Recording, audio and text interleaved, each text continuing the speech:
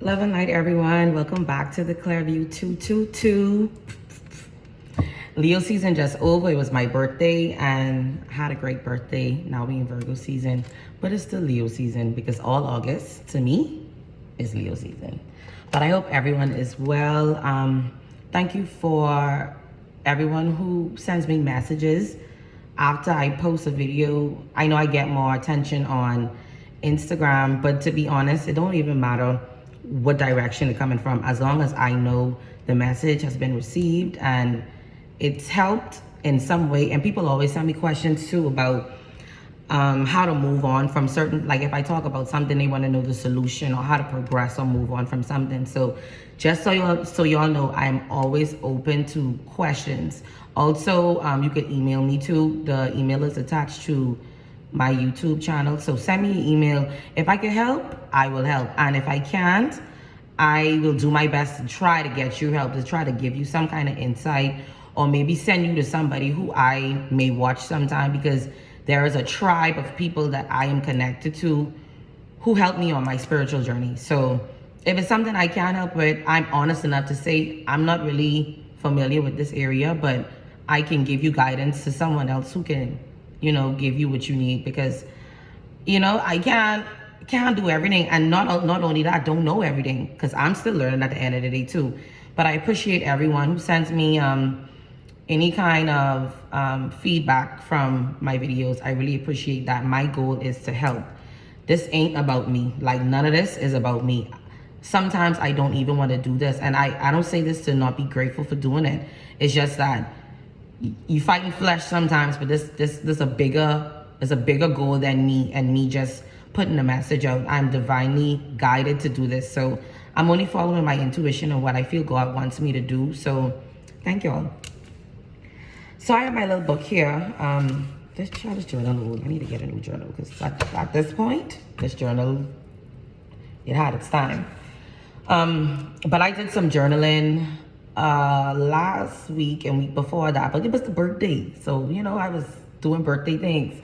But at the same time, I still have a responsibility that I devoted myself to. So I took some notes a few weeks ago and even this week, and we just doing an energy check-in right now. And I know my videos have different topics because I focus on different things, but I go all over the place. And anyone who's been watching me for a while would probably notice that by now. But whatever need to be touched on, we have to talk about it. And there is nothing that is going to come up that I'm going to ignore. If I feel like it needs to be spoken about, we're going to do that. So I've been thinking about over the past couple of days, I was about to say the word, about caged comfort zones. We know what a comfort zone is. A comfort zone could be a mentality. It could be a lifestyle. It's an area that you are most comfortable in. And it don't matter if it's chaos or happiness in this thing, but this area is a comfort zone because this is where you feel most familiar. This is where you feel most comfortable, obviously. This is where you feel most at home. That's a comfort zone, right? I'm talking about caged comfort zones. So a comfort zone can be caged. There can be a barricade. There could be a jail cell. There could be anything that's going to come around this comfort zone. But if it's comfortable, it should be freedom. If it's comfortable, it should be peace. If it's comfortable, it should not be any restriction. So when we think about a caged comfort zone, we should look at what restricts this thing or what makes this caged. If this is where I find my comfort and my peace. Let me give you an example. A caged comfort zone could be a mentality, the way you think about things, the way you view anything, the way you view a person, though, and that could have a negative connotation to it, but that could prohibit and that could restrict you from your greater good or your greater goal, whether you're aware of it or not. Because I feel like a lot of the times, especially when we look at domestication, when we look at the way we were raised and the environments we were raised in, a lot of our comfort zones, some are good. Some of those things we are comfortable with, and some of those things excel us through life. But there are also some caged comfort zones as far as like insight and mentality that restrict us from getting to where we need to be. It could be as far as when you feel like you don't need to apologize to somebody first, even though you know you're wrong, especially when you're the root of the problem. That could be a caged comfort zone because you may be accustomed to apologizing after it's been extended to you first, right or wrong. But sometimes a mentality of, I'm not saying this until this person come to me, even though I know I'm wrong, but this is my comfort zone. This is what I know. I ain't willing to break out of what I know because it's the unknown, right? But what does that do, and how really does that help us in the long run? It really doesn't. Because at the end of the day, if there's a restriction, if there's a barrier separating us from that, then we in trouble. Our comfort zones should help us. It should also fuel us. But at the same time, comfort zones should not be restricted.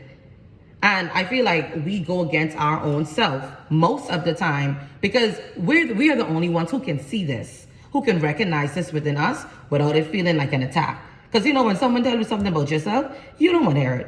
Especially when you ain't in the space or have the capacity to receive that. If someone call you out about something, it automatically look like, why you ganging up on me? Why you bullying me? It looks like an attack. It looks like a personal attack. But it takes us to realize, okay, this comfort zone I'm in, yeah, this feel good. Like, yeah, this comfortable and stuff, but this is restricting me from getting to where I need to be. Like, a lot of us don't even realize we are the ones in our own way most of the time. Like, get out your way. Get out your own way. Move yourself out of your own way. And when it comes to comfort zones and a caged comfort zone, we are the only ones who can move us. There's no one else who can come in. There may be people who you come across in life who may spark that flame for you to say, let me look at something differently, or let me take a new energy or a new approach on this thing. But there is no one who can get in control of how you think. Only you can do that. So when we look at comfort zones and a caged comfort zone, we have to realize, is this something that I'm in or connected to because I'm comfortable? Like, or is this something that I'm in because this is comfortable, but this is also sustainable. This is also progression. This is also taking me to where I need to be. This is also helping me get to the betterment of who I am, to the root of who I am, to pull out the best version of me. That is what a caged comfort zone looks like when we do the opposite of that. When we say, well, no, that's all I know. I've been doing this all my life and I ain't doing it till I drop down. We have a lot of people, especially our elders, who are around us, right? And they have that mentality. You ain't even gotta ask them a question because you already know what the answer could be. That's a caged comfort zone. That's a caged comfort zone, in my opinion. I have to keep saying that because these are my opinions I sharing. But I feel like it's been so helpful for me. That's why I'm sharing this. But y'all know y'all have that auntie or that uncle, or it could be your parents, or it could be anyone attached to you or around you, some of the people you work with, who they think this way, they could die this way, and that's them. But guys, if y'all really think about it, that ain't the purpose of this journey here called life. We truly here to evolve, continuously evolve. Who I am today, I will not be tomorrow, because I urge to be a bigger, better, greater version of this current version, which is going to be my past. This right here could be my past tomorrow. So in my present tomorrow, I urge to be a better person. So we connected and we surrounded by people who don't think like that. And what happens? That rubs off on us. And what happens? We start thinking like that. We start moving throughout life like that. And that restricts our growth. That chokes our growth.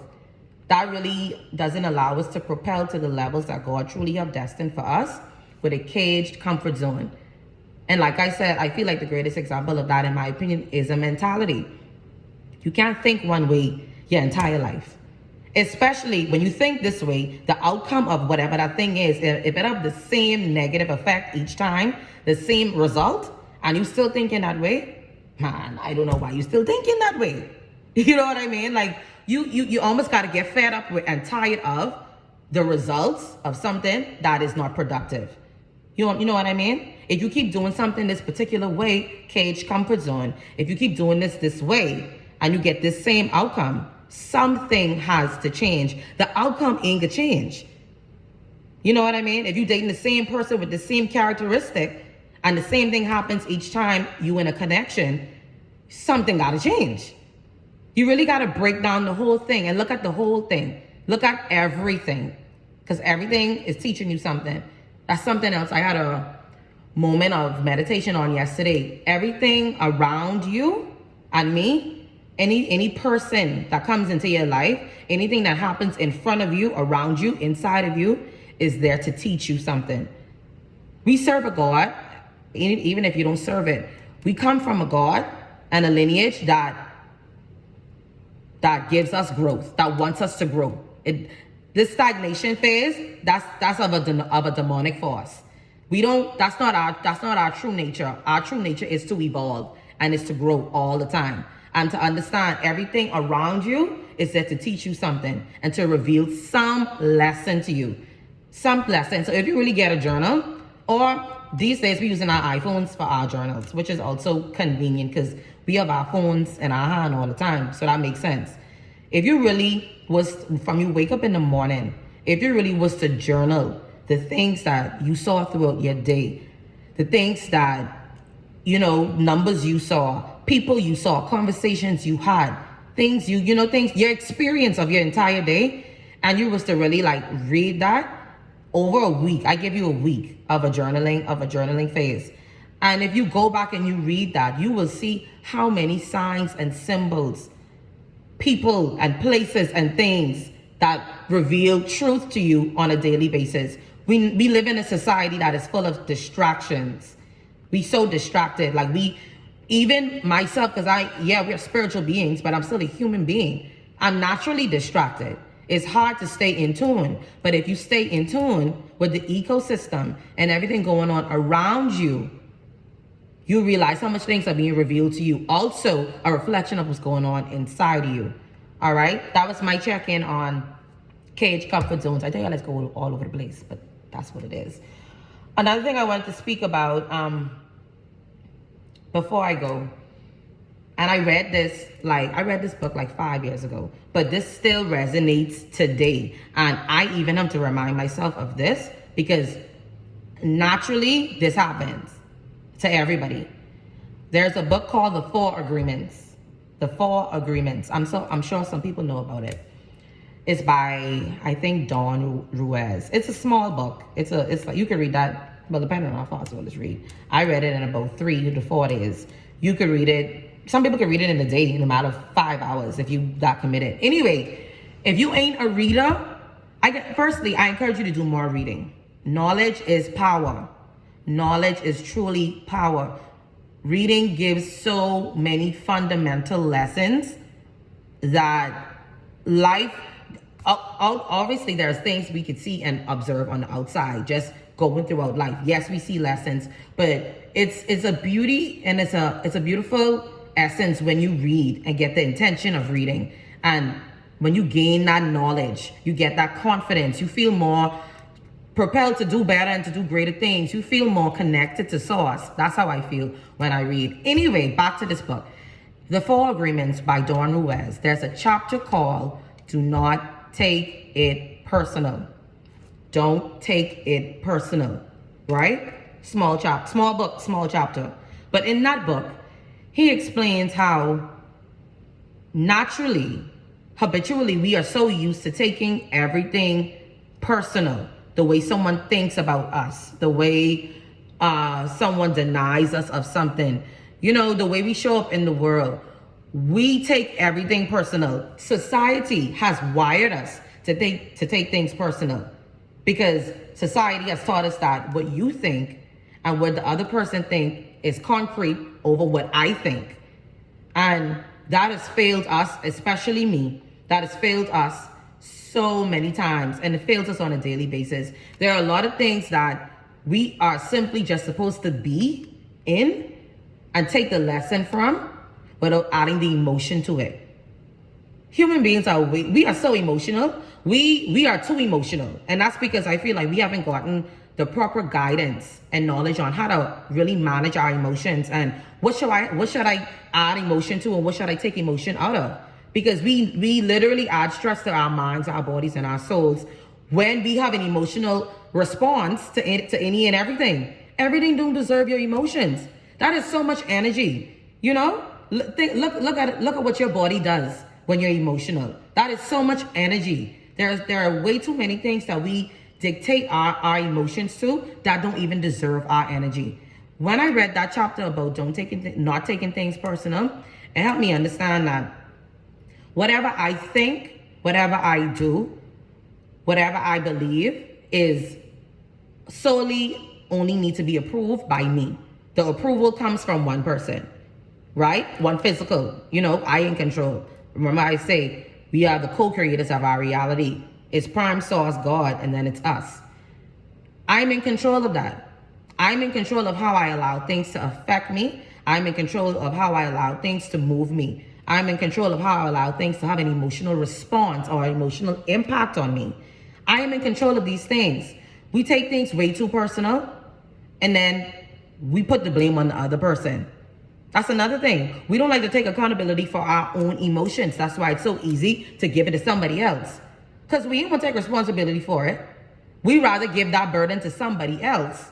That's why I never understood how people get in connections and relationships with baggage, with things. Everyone have a certain degree of baggage. When I talk about this emotional baggage, I talk about what this person then did to you a couple years ago or a couple months ago, whatever, and now you're in a new connection and you're bringing that same baggage and that energy in him.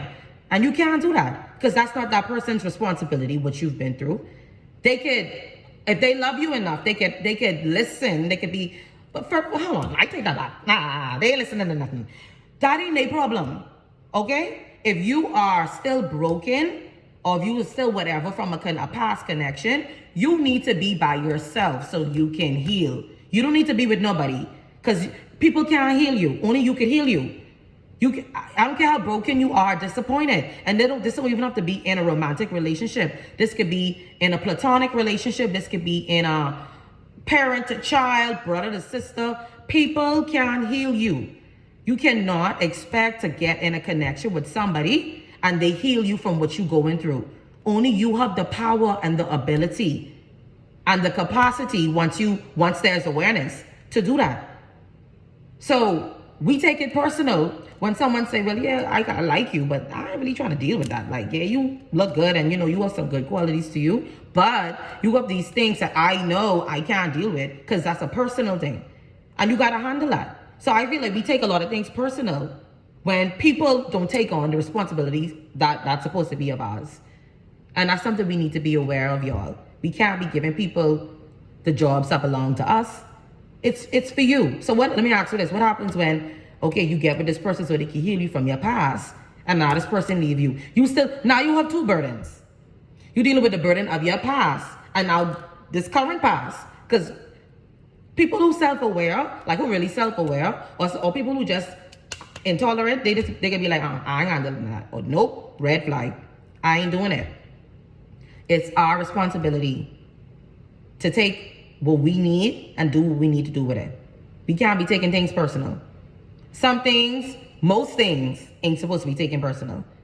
But like I said, we are raised in a society that promotes that. We automatically catch feelings or take things the wrong way because things soon go in our favor.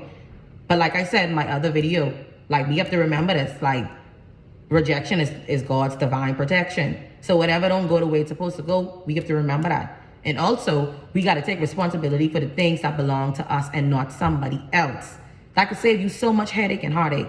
Outside of that, it's going to be so healing for you to really look at the matters of your heart, the things that affect you and bother you, and say, I could take an approach on this. Like, I don't know how I could do it. God, I don't know, but I trust in you, and I can depend on you through this because it's my job and my responsibility to be greater to myself. I ain't taking nothing personal. Everything cool.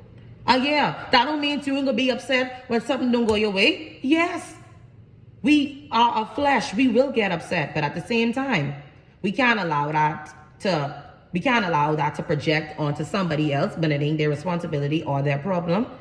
Or we can't allow that to make us think that nothing is gonna go good for us. All right? I gotta head of peace in the Middle East. I hope everything is well with y'all. I know I always say love and light to y'all, and I mean it from the bottom of my heart because I want to promote love and light. But also, we have to remember that outside of, when we don't have light, that's darkness. And when it ain't love, it's hate. You understand?